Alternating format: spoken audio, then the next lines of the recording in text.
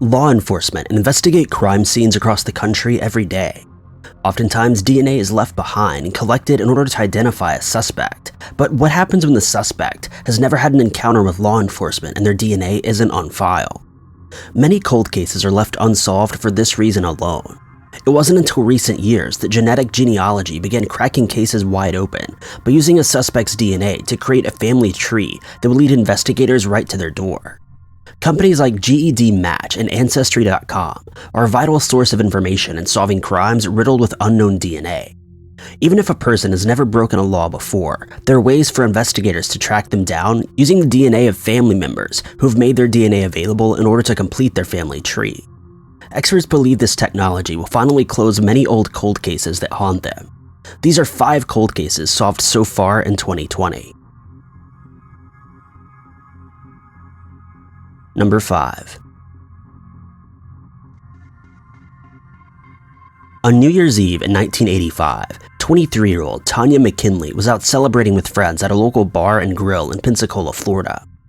Just over an hour after ringing in the new year at 1:30 a.m., Tanya's friends would see her alive for the last time. Just hours later, a couple taking their dog to an emergency vet would discover her body in an empty lot. Her autopsy revealed that she'd been sexually assaulted and strangled. Despite evidence left at the crime scene, there were no suspects or leads and her case went cold. It would remain that way for 35 years. It wasn't until Pensacola investigators turned to Parabon Nano Labs for help that there was a break in the case. In 2019, DNA recovered from Tanya's body was run through an open-source genealogy database in hopes of finding a match. The database uses DNA submitted by the public interested in completing their family tree, but in this case it caught a killer. Several partial matches believed to be cousins of the suspect were identified. Using this information, they were able to zero in on one man, Daniel Wells, who lived in the area and had a criminal past. Police began surveillance on Wells and waited for him to discard anything that they could use to obtain his DNA for testing. They were able to retrieve a cigarette butt discarded by Wells and sent it off for testing. It was determined to be a match to the DNA in Tanya's case.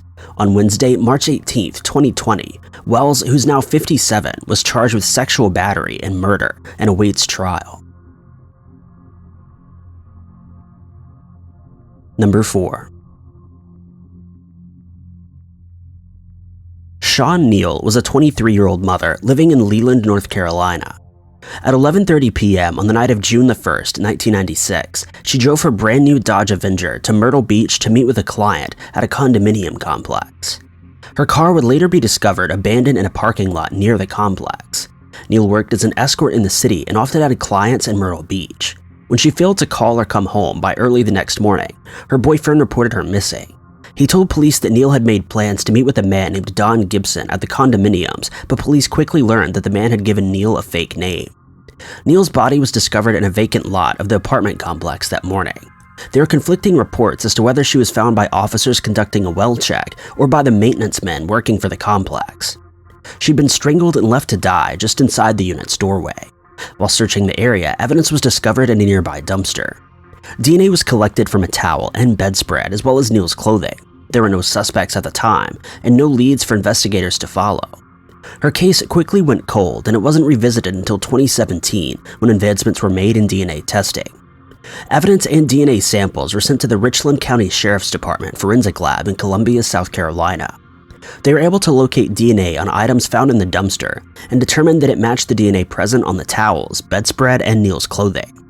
The lab then entered the DNA into a national database, and nearly 24 years later, in February of 2020, Ronald Lee Moore was identified as the suspect of Shawn Neal's murder. While investigating Moore, police discovered that he'd been named as a suspect in several burglaries and sexual assaults, as well as another unsolved homicide in Maryland in 1999.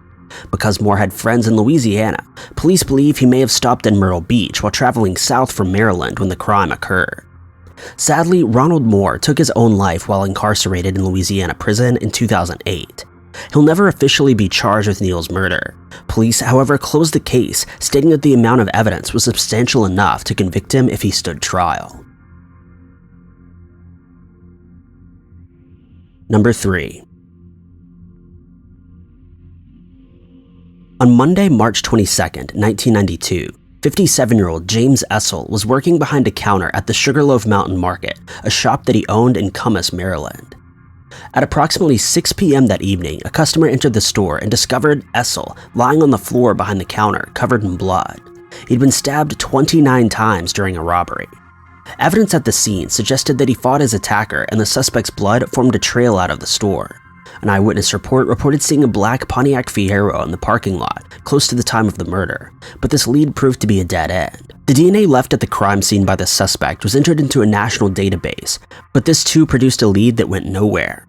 Over the years, police would periodically check for DNA matches in the database, hoping the suspect would eventually commit a crime that would lead to his arrest and his DNA being submitted to the system, but that day never came. In 2017, investigators turned to Parabon Nano Labs for assistance with DNA phenotyping, which can predict physical appearances and ancestry based solely on DNA. Parabon was able to create a snapshot composite of the suspect in Essel's murder from the blood evidence he left behind at the crime scene. They produced 2 sketches, one of the suspect when he was approximately 25 years old, and another of what the suspect would look like at the age of 50. In June of 2017, police released these sketches to the public in hopes of identifying the man who viciously attacked Essel in '92. It wasn't until 2019 that the Montgomery Sheriff's Department was able to identify 51-year-old Hans Hutz of Virginia Beach as possibly the man depicted in the composites. On February 10, 2020, detectives were able to secure a warrant to obtain a swab from Hutz to compare to the DNA left at the scene. The following day, they served the warrant to Hutz's place of employment. On February 12th, after receiving news that his DNA was a match, a warrant was issued for his arrest, and he was charged with first-degree murder, felony murder, and robbery with a dangerous weapon. Early that morning, when officers approached him in his vehicle to arrest him, he allegedly pulled out a gun. He was ultimately shot and killed by police in response during the arrest attempt. The incident is currently still under investigation. Number 2. On the morning of October 19, 2000, Indianapolis police received a call from the Dollar Inn reporting the discovery of a body in one of their rooms. The man was identified as 38-year-old Arthur McFaul. He had duct tape on his left wrist, and the cord from the motel phone was wrapped around his right ankle. An autopsy revealed that he was asphyxiated and then sexually assaulted. DNA was collected from the motel room and McFaul's body. In 2002, testing concluded that skin cells were found under the victim's fingernails. Fingerprints were also discovered on the headset of the telephone. This evidence didn't produce a suspect at the time, but was entered into CODIS for future comparisons. In July of 2018, in Goshen, Indiana, William Swain was arrested and charged with felony theft for stealing from a local Walmart. His fingerprints were taken, and upon conviction, they were submitted to the database. Investigators in Indianapolis received a phone call that the fingerprints found on the motel telephone matched those of the recently convicted William Swain.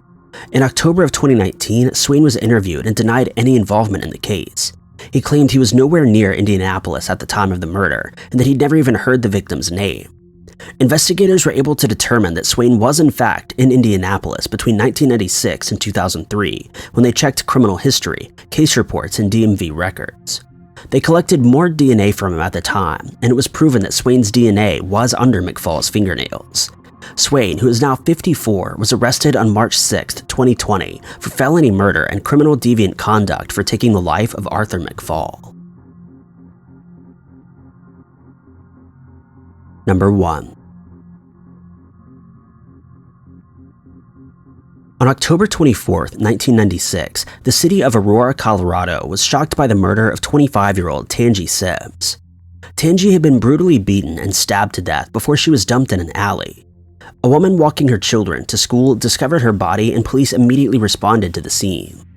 Drops of blood near the body suggested that Tangie's killer was injured during the brutal attack, and the blood was collected as evidence.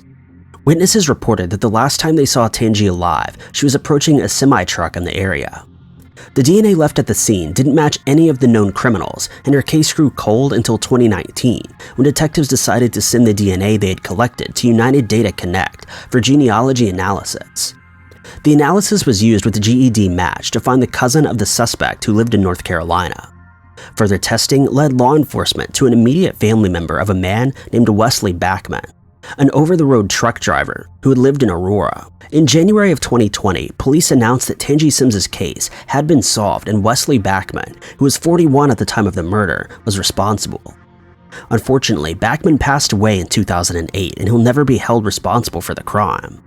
Aurora police are working diligently with law enforcement around the United States to find possible connections between Bachman and other unsolved murders, as they believe he most likely had other victims.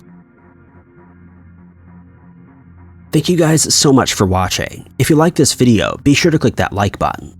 If you loved it, maybe consider subscribing and clicking that notification bell. But I've been Ty Knotts, and I'll catch you guys in the next video.